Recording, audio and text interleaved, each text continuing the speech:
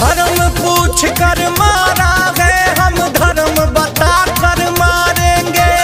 खैर नहीं अब दुश्मन की, हनुमत बन लंका जाएंगे। जय भवानी। खून के बदले खून चाहिए, अब औकात बताने दो। हाथ खोल दो वीरों के, अब महायुद्ध हो जाने दो।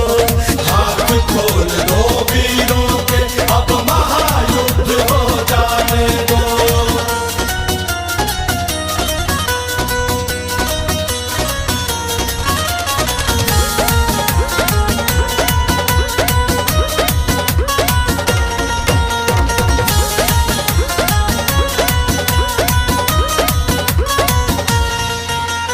मान के खातिर भारत के हम अपना शीश कटा देंगे।